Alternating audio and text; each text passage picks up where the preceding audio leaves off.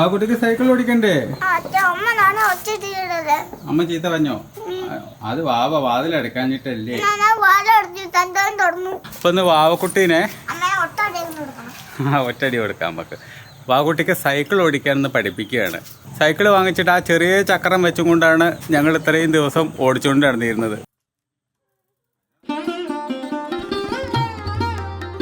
Good morning guys, welcome to my new blog. ഇന്ന് അച്ഛനും അമ്മയൊക്കെ പോയിട്ട് രണ്ടാമത്തെ ദിവസമാണ്.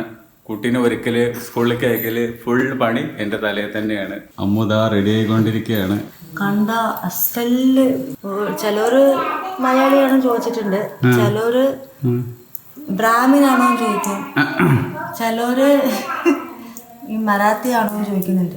അതെന്താ ഇയാളെ കാണുമ്പോൾ മാർവാടിയാണെന്ന് തോന്നാൻ കാരണം? ഇതാ വള കളർ അവരിങ്ങനെയൊക്കെ ഇടാ ഫാഡായിട്ടുണ്ടാവും ഇത്ര, പിന്നെ വള ഇതുപോലെ കളറായി ഇടും, ഇതുപോലൊക്കെ ഇട്ടിട്ട് വരും. ഞാൻ എന്തോ അതുപോലെ ബിഹേവ് ചെയ്യുന്നുണ്ടോ, റീസൺ എന്താണെന്ന് അറിയില്ല. ഇയാളെല്ലാം കളർ കോമ്പിനേഷൻ, അതിപ്പോ എല്ലാരും കളർ കോമ്പിനേഷൻ വെച്ചിട്ട് തന്നെ അല്ലേ ഇടുക. മാല, കമ്മല്, വള. ഗ്ലാസ്സിലിരിക്കണ തണ്ണി കുടിച്ചിയാ?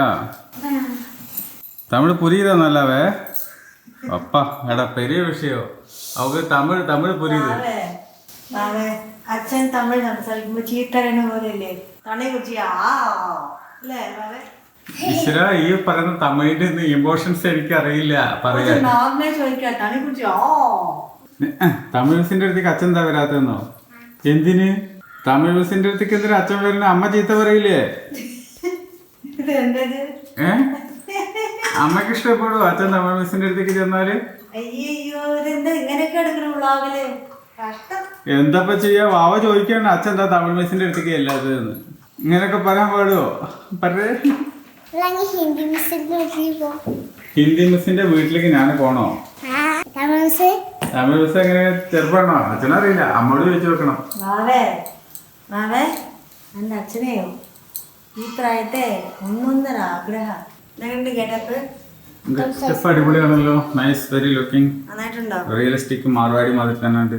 North Indian. ഇപ്പൊ വൈഫിനെയും കുട്ടീനെയും കൂട്ടിക്കൊണ്ട് വരാൻ പോവുകയാണ്. ഗോതമ്പ് പൊടിച്ചോണ്ട് വരാം. മല്ലിയും പൊടിക്കാനില്ലേ? അപ്പൊ രണ്ടും കൂടി ഒരുമിച്ച് പൊടിച്ചാ പോരെ? നിങ്ങള് മല്ലി എന്താ ചെയ്യേണ്ടത്? അത് വെയിലത്തിട്ട് ഉണക്കായി അതോ വറക്കായി? ഇപ്പൊ നമ്മള് കഴിക്കാൻ പോകുന്നത് ഡിന്നർ അല്ലേ? ഇപ്പത്തെ സമയം എന്താന്ന് വല്ല പിടിയുണ്ടോ? 5:15 ഉള്ളു. ഇപ്പോഴാണ് ഇവിടുത്തെ ഡിന്നർ സ്റ്റാർട്ട് ചെയ്യുന്നത്. എങ്ങനെയുണ്ട്? ആരെങ്കിലും കണ്ടാ മൂക്കത്ത് വരല് വെക്കും, കഷ്ടം എന്ന് പറയും. ഇത് നോക്കടാ, നമ്മളൊരു ആപ്പിള് മേടിച്ച് കഴിച്ചിട്ടുണ്ടെങ്കിൽ പകുതി മുക്കാലും കംപ്ലൈന്റ് ആവും. ആ കുട്ടിക്ക് സൈക്കിൾ ഓടിക്കണ്ടേ? അമ്മ ചീത്ത പറഞ്ഞോ? അത് വാവ വാതിലടക്കാഞ്ഞിട്ടല്ലേ? ചോടോ സാരല്ല, പോട്ടെ, അമ്മയല്ലേ. അപ്പൊ ഒന്ന് വാവക്കുട്ടീനെ ഒറ്റടി കൊടുക്കാം നമുക്ക്. വാവക്കുട്ടിക്ക് സൈക്കിൾ ഓടിക്കാനെന്ന് പഠിപ്പിക്കുകയാണ്. എന്നാലും ഇതൊരു സ്റ്റാർട്ടിംഗ് ആണ്. പേടി മാറാൻ വേണ്ടിയിട്ടായിരുന്നു ആ ചെറിയ ചക്രം വെച്ചിട്ട് ഇങ്ങനെ കൊണ്ടു നടന്നിരുന്നത്. ഇന്ന് പഠിപ്പിക്കാൻ തുടങ്ങുകയാണ്.